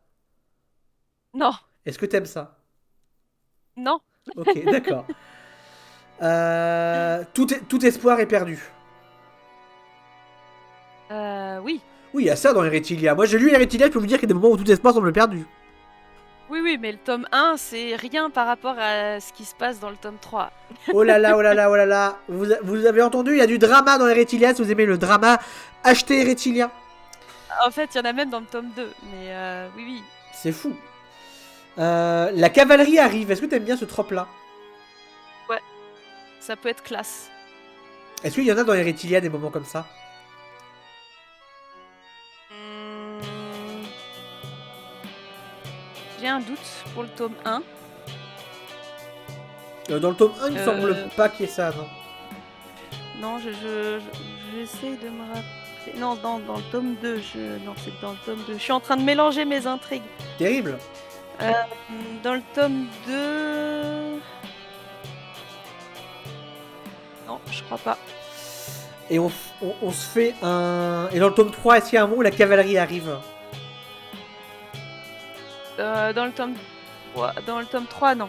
Enfin, ça dépend ce que t'appelles cavalerie, en fait. Bah, genre, tout espoir semble perdu, et là, genre, les chevaliers du Rohan, quoi, qui arrivent, tu vois ce que je veux dire?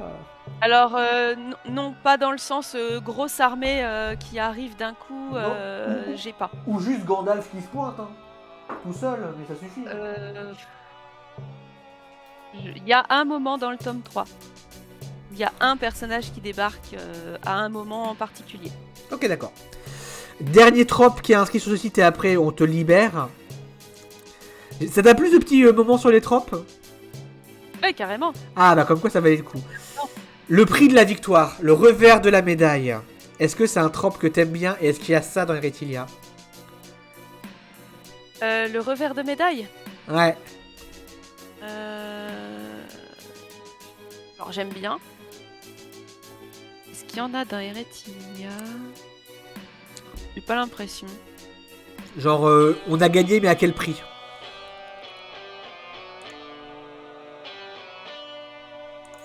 Ah, si. Alors, pas forcément dans le 1. Pour le coup, ce sera vraiment dans le 3. Ok. Il me semble que dans Historia, dans la campagne Historia, il y a un peu ça, hein, des fois, hein, des moments où vous gagnez, mais c'est pas facile. Ouais. Bah, on va pas se mentir, genre, l'évasion de Rowan et Hornig sur la dernière session, t'avais très, on a gagné, mais à quel prix, hein? C'est ça. Est-ce que... Bah écoutez, ça fait plus d'une heure et demie qu'on est là, c'est déjà pas mal. Mérima qui a son petit... son enfant dont elle doit s'occuper. J'ai peut-être une... moi déjà j'ai envie de te dire merci Mérima pour avoir pris le temps de venir sur ce live qui était un peu inédit. Merci à toi. Hein. Est-ce qu'il t'a plu ce petit live? Bah carrément, hein, c'est toujours... de toute façon, c'est toujours un réel plaisir d'échanger avec les gens sur le métier d'autrice, sur mes romans, sur les univers fantasy, tout ça, ça amène plein de discussions, plein d'échanges super intéressants. Donc oui, avec grand plaisir. Saumon une question. On laisse Saumon poser une question. Allez. Si vous voulez poser des questions à Mérima, les gens, c'est maintenant. Après, on la libère. Et je suis sûr que depuis tout à l'heure, elle se retient d'aller aux toilettes. Donc... Non, ça va. Pour l'instant, ça va. Je précise que pour faire rire Mérima, il faut parler de toilettes. Ça la fait toujours rire. Oui, j'ai répondu tout à l'heure. Si oui. tu prends oui. Peu importe ce que tu prends comme bouquin en brochet sur la campagne, je dédicace tous les livres. Sachant que, en plus, Mérima, c'est pas la dernière pour embrocher. Hein. Ça c'est vrai.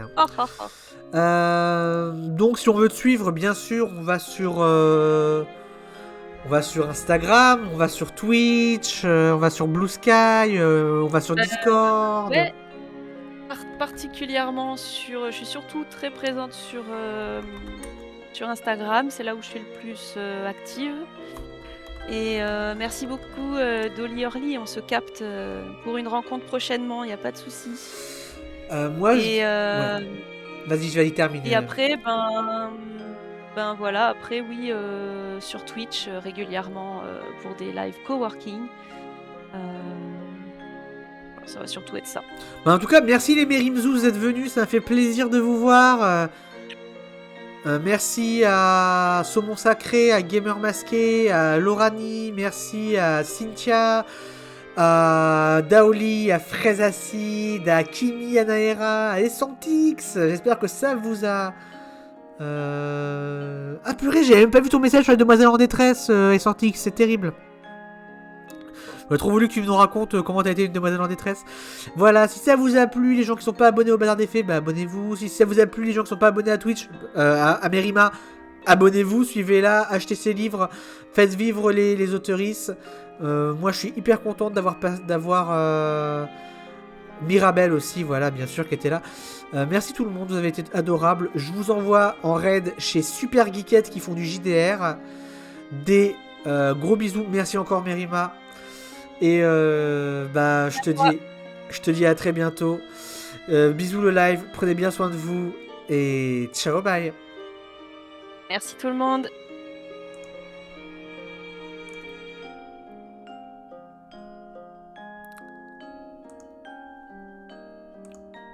Yes.